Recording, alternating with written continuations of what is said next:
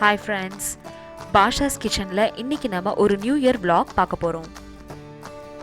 New இயரோட first வீடியோல நாங்க நியூ இயர் எப்படி செலிப்ரேட் பண்ணோம் அப்படின்றது தான் உங்க கூட இந்த வீடியோல ஷேர் பண்ணிருக்கேன். இந்த நியூ இயருக்கு நாங்க ஒரு கிவ் அவே பிளான் பண்ணலாம்னு யோசிச்சிருந்தோம். ஸோ இந்த கிவ் அவேல நாங்கள் 12 kilo chicken biryani, 3 kilo rava kesari, அப்புறம் 3 கிலோ சிக்கன் 65 ப்ரிப்பேர் பண்ணியிருந்தோம். கிட்டத்தட்ட 35லேருந்து 40 பாக்ஸஸ் வரைக்கும் நாங்கள் சிக்கன் பிரியாணி டிஸ்ட்ரிபியூட் பண்ணோம். இந்த கிவ் அவேக்கு மோட்டிவேஷனலாக இருந்த என்னோட சப்ஸ்கிரைபர்ஸ் அண்ட் என்னோட வியூவர்ஸ்க்கு ரொம்ப தேங்க்ஸ். உங்களோட சப்போர்ட் அண்ட் லவ் இல்லாமல் இந்த கிவ் அவே நாங்கள் பிளான் பண்ணியிருக்க முடியாது. டிஸ்ட்ரிபியூஷன் வீடியோ நான் எடுக்கலை, ஆனால் அதோட ப்ரீ பிளான் வீடியோ அப்புறம் இதெல்லாம் எப்படி ப்ரிப்பேர் பண்ணோம் அப்படின்ற வீடியோ உங்களுக்காக எடுத்திருக்கேன். வாங்க பார்க்கலாம். நியூ இயர் அன்னைக்கு நாங்கள் இந்த பிரியாணிலாம் செஞ்சு கொடுக்கலாம் அப்படின்னு பிளான் பண்ணியிருந்ததுனால ஒரு நாள் முன்னாடியே அதுக்கு தேவையானதெல்லாம் நாங்கள் ரெடி பண்ணி எடுத்து வச்சுட்டு இருந்தோம். ஸோ பிரியாணிக்கு தேவையான இஞ்சி பூண்டு பேஸ்ட்டு, வெங்காயம், தக்காளி, அப்புறம் கொத்தமல்லி, புதினா, பச்சை மிளகா இது எல்லாத்தையுமே எடுத்து வச்சுட்டு இருந்தேன். அதே மாதிரி பாஸ்மதி ரைஸ் பார்த்திங்கன்னா 5 கிலோ பாஸ்மதி ரைஸ் போத்தீஸ் ஹைப்பரில் வாங்கினது, அதையும் இங்கே நான் எடுத்து வச்சிட்ருக்கேன் பாருங்கள். போத்தீஸ் ஹைப்பரில் லூஸில் கிடைக்கிற பாஸ்மதி ரைஸ் ரொம்ப நல்லாயிருக்கும் பிரியாணிக்கு. நான் எப்போயுமே வீட்டுக்குமே அதான் யூஸ் பண்ணுவேன். அதனால் இது கொடுக்கறதுக்கும் இதே யூஸ் பண்ணிக்கலாம். ஏன்னா அந்த ரைஸில் தான் நம்மளுக்கு செஞ்சு பழக்கம் அப்படின்றதுனால நான் அதையே வாங்கிட்டேன்.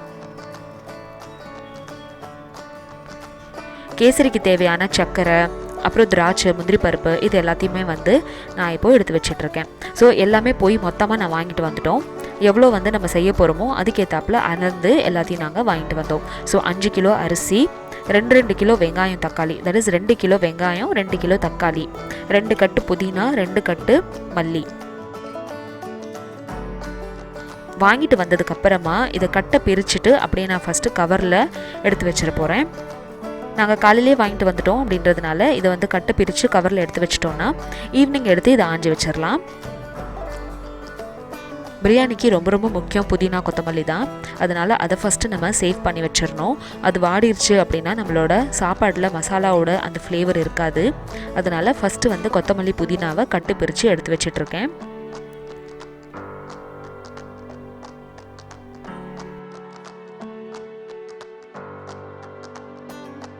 அதே மாதிரி லெமன் ஒரு 10 லெமன் வாங்கி வச்சுருக்கு.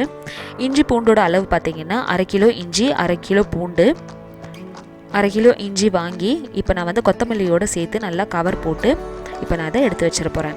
ஃப்ரிட்ஜில் எடுத்து வச்சுட்டு ஈவினிங் எடுத்து இது நம்ம ஆயிரத்துக்கு எடுத்துக்கலாம்.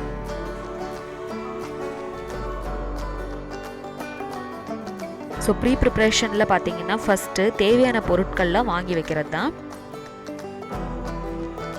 அதுக்கப்புறமா பிரியாணிக்கு தேவையானதெல்லாம் ரெடி பண்ணிட்டோம். ஸோ முந்தின நாள் ஈவினிங்கே நாங்கள் பிரியாணிக்கு தேவையான கொத்தமல்லி, புதினாலாம் ஆஞ்சி வச்சிட்டோம். ஏன்னா காலையில் எந்திரிச்சு இந்த கொத்தமல்லி, புதினாலாம் அவசரமாக ஆய முடியாது அப்படின்றதுனால முந்தின நாள் ஈவினிங்கே நாங்கள் இதை ஆஞ்சி எடுத்து வச்சிட்டோம்.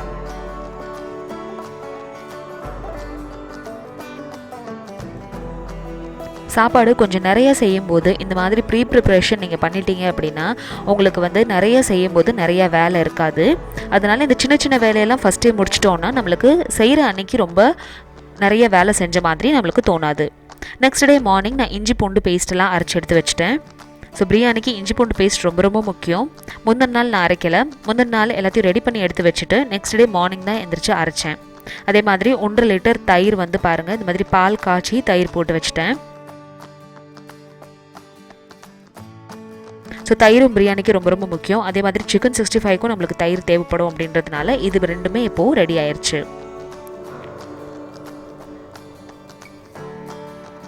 இப்போது நாங்கள் எங்களோட ப்ரிப்பரேஷனை ஸ்டார்ட் பண்ணிட்டோம்.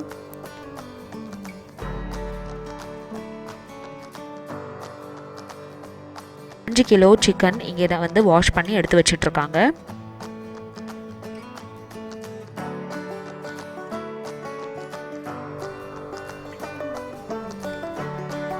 இப்போ தான் சிக்கன் கழுவிட்டுருக்காங்க அப்படின்றதுனால டிஃபன் வேலையை முடிச்சிடலாம் அப்படின்னு சொல்லிட்டு நாங்கள் இப்போ உட்காந்து டிஃபன் சாப்பிட்டுட்ருக்கோம். So new year, Christmas and new year லீவில் என்னோடய சிஸ்டர் இன் லா ஊர்லேருந்து வந்திருந்தாங்க.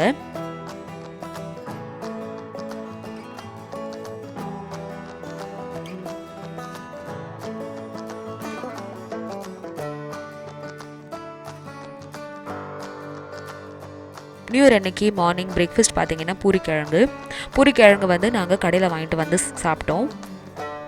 ஏன்னா நாங்கள் 10 மணிக்கெலாம் சமைக்க ஆரம்பிச்சிடணும் அப்படின்றதுனால சமையல் மார்னிங் பிரேக்ஃபாஸ்ட் வேலையை வந்து நாங்கள் வெளியே பார்த்துக்கிட்டோம். இப்போது சிக்கன் கழுவுனதுக்கப்புறமா பிரியாணிக்கு தேவையான சிக்கனை வந்து ஃபஸ்ட்டு மேரினேட் பண்ணி வைக்கிறாங்க. ஸோ இந்த எல்லா ரெசிபியும் பண்ணது யார் அப்படின்னு பார்த்தீங்கன்னா என்னோடய சிஸ்டர் இன் லா அப்புறம் என்னோடய ஹஸ்பண்ட் 2 பேரும் சேர்ந்து பண்ணாங்க. இந்த சிக்கன் பிரியாணி ரெசிபியை நான் தனியாக ஒரு வீடியோவில் உங்களுக்காக போஸ்ட் பண்ணுறேன். இது எவ்வளோ அமௌண்ட் போட்டு மேரினேட் பண்ணாங்க, அப்புறம் எப்படி இந்த ரெசிபி ப்ரிப்பேர் பண்ணாங்க அப்படின்றத நான் தனியாக ஒரு வீடியோவாக உங்களுக்காக போஸ்ட் பண்ணுறேன். சிக்கன் மேரினேஷன் வச்சதுக்கப்புறமா நாங்கள் கேசரி செய்கிறதுக்காக ரெடி பண்ணோம்.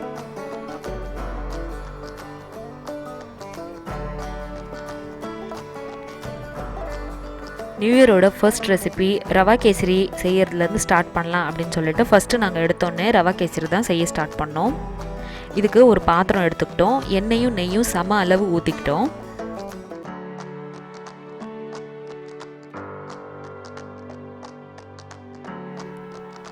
எண்ணெய் சூடானதுக்கப்புறமா இதில் ஏலக்காய், முந்திரி பருப்பு அப்புறம் திராட்சை சேர்த்துக்கிட்டோம். எண்ணெய் சூடாகிற டைமில் நான் வந்து முந்திரி பருப்பை 2ஆக கட் பண்ணிகிட்டு இருந்தேன். இந்த ரவா கேசரிக்கு நாங்கள் ரவையை தனியாக வறுத்து எடுத்துக்கல. முந்திரி பருப்பு திராட்சையெல்லாம் போட்டு ஃபஸ்ட்டு தாளிச்சிட்டு அதுக்கப்புறமா இந்த நெய்லேயே வந்து ரவையை சேர்த்துக்கிட்டோம்.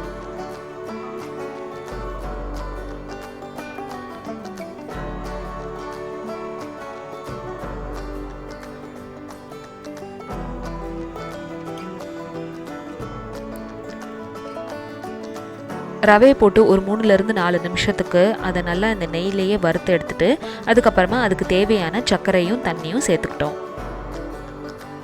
இந்த மாதிரி செஞ்சதுனால ரவையை நம்ம தனியாக வறுக்க வேண்டிய அவசியம் இல்லை. ஃபர்ஸ்ட் டைம் கேசரி செய்கிறவங்க இந்த முறையை நீங்கள் பயன்படுத்தி பார்க்கலாம். ரவையை தனியாக வறுத்துட்டு அதுக்கப்புறமா நம்ம தண்ணி ஊற்றும் போது எப்படி நம்மளுக்கு அது கெட்டி கெட்டியாக ஆயிடுது அப்படின்னு சொல்கிறீங்களோ அந்த கம்ப்ளைண்ட் வந்து இந்த மாதிரி நீங்கள் ரவை கேசரி செய்யும்போது வராது. ஸோ ரவையை நம்ம ஏற்கனவே நெய்யில் நல்லா வறுத்துட்டோம் அப்படின்றதுனால இது தனியாக வறுக்க வேண்டிய அவசியம் இருக்காது. இதுக்கப்புறமா இதில் தேவையான அளவு தண்ணி ஊற்றிக்கணும். தண்ணியோட அளவு எவ்வளோ அப்படின்னு பார்த்தீங்கன்னா 1க்கு 2.5 கிளாஸ் தண்ணி ஊற்றுனாங்க. 1 கிளாஸ் ரவைக்கு 2.5 கிளாஸ் தண்ணி இல்லை 3 கிளாஸ் தண்ணி நீங்கள் ஊற்றிக்கலாம். இதில் இப்போ நம்ம பிஸ்தா ஃப்ளேவர் சேர்த்தாச்சு. பிஸ்தா ஃப்ளேவர் நம்மளுக்கு வெனிலா எசன்ஸ் மாதிரியே தனியாகவே கிடைக்கும். ஸோ அந்த ஃப்ளேவர் நீங்கள் எடுத்துக்கலாம். இப்போ சர்க்கரை சேர்க்கறதுக்கு முன்னாடி கொஞ்சம் இதில் நெய் சேர்த்துக்கிறாங்க.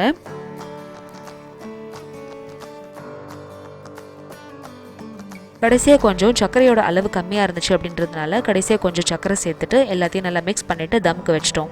ஒரு 10லேருந்து 15 நிமிஷத்துக்கு லோ ஃப்ளேமில் இந்த ரவா கேசரியை சர்க்கரையும் போட்டுட்டு நல்லா வேக வச்சுட்டு எடுத்து வச்சோம்.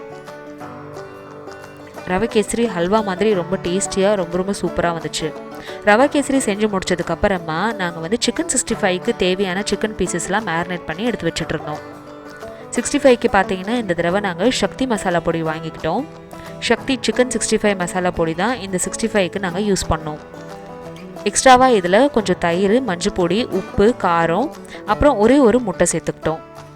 சிக்கன் 65 வீட்டிலையே எப்படி செய்யறது, வீட்டு மசாலா வச்சு எப்படி செய்யறதுன்ற வீடியோ வந்து என்னோட சேனலில் இருக்குது. நீங்கள் கீழே டிஸ்கிரிப்ஷன் பாக்ஸில் லிங்க் பார்க்கலாம். நீங்கள் சக்தி மசாலா யூஸ் பண்ணிங்கன்னா கூட அதில் உப்பு காரம் அட்ஜஸ்ட் பண்ணிவிட்டு கொஞ்சம் இஞ்சி பூண்டு பேஸ்ட்டு அப்புறம் ஒரே ஒரு முட்டை இந்த கறிக்கு நாங்கள் சேர்த்துக்கிட்டோம். அந்த மாதிரி சேர்த்து நம்ம செய்கிறதுல இந்த சிக்கன் 65 நல்லா சாஃப்டாகவும் நல்ல முறுமுறுன்னு வந்துச்சு. ஆனால் ஹோம்மேட் மசாலா எப்பயுமே பர்ஃபெக்டாக பெஸ்ட்டாக இருக்கும்.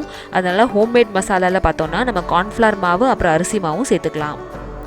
இந்த ஹோம்மேட் மசாலா வச்சு சிக்கன் 65 ரெசிபி எப்படி செய்யறதுன்ற வீடியோ உங்களுக்கு வேணும்னா கீழே டிஸ்கிரிப்ஷன் பாக்ஸில் லிங்க் பாருங்கள். ஸோ இந்த மாதிரி தான் நாங்கள் இந்த நியூ இயரோட ஃபர்ஸ்ட் டேயை செலிப்ரேட் பண்ணோம்.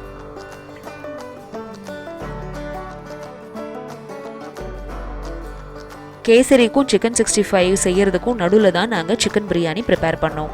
அந்த ரெசிபிக்கு எப்படி ப்ரீ பிளான் பண்ணோம் அப்புறம் எப்படி அந்த ரெசிபியை செஞ்சோம் அப்படின்ற வீடியோவை தனியாக உங்களுக்காக போஸ்ட் பண்ணுறேன்.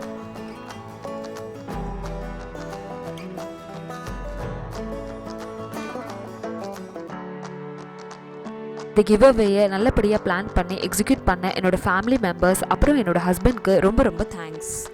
இந்த கிவ்அவே கொடுக்குற மூலமான காரணம் யாருன்னு பார்த்தீங்கன்னா நீங்கள் சப்ஸ்கிரைபர்ஸ் அண்ட் வியூவர்ஸ் தான். உங்களோட லவ் அண்ட் சப்போர்ட் இல்லாமல் இந்த கிவ்அவே எங்களால் பிளான் பண்ணியிருக்க முடியாது. ஸோ உங்கள் லவ் அண்ட் சப்போர்ட் எங்கள் சேனலுக்கு எப்போயுமே கொடுத்துட்டே இருங்க. அண்ட் இதே மாதிரி நிறைய கிவ்அவே கொடுக்கறதுக்கு எங்களை கண்டிப்பாக ப்ளஸ் பண்ணுங்கள். பாஷாஸ் கிச்சன் சார்பாக உங்கள் எல்லாருக்கும் happy new year. Giveaway plan உங்களுக்கு பிடிச்சிருந்துச்சுன்னா இந்த வீடியோக்கு ஒரு லைக் கொடுங்க. என்னோட சேனலை ஃபர்ஸ்ட் டைம் பார்க்குறீங்கன்னா கண்டிப்பாக சப்ஸ்கிரைப் பண்ணுங்கள். பாஷாஸ் கிச்சனோட vlog ஸ்டைல் வீடியோஸ் வேணும்னா கீழே டிஸ்கிரிப்ஷன் பாக்ஸில் லிங்க் பாருங்கள். பாஷாஸ் கிச்சனோட ரெசிபி வீடியோஸ் வேணும்னா அதையும் நான் டிஸ்கிரிப்ஷன் பாக்ஸில் கொடுக்குறேன், நீங்கள் பார்க்கலாம். பாஷாஸ் கிச்சனுக்கு எப்பயுமே உங்களோட லவ் அண்ட் சப்போர்ட்டை கொடுத்துட்டே இருங்க. தேங்க்யூ ஸோ மச் ஃபார் வாட்சிங். பாய்.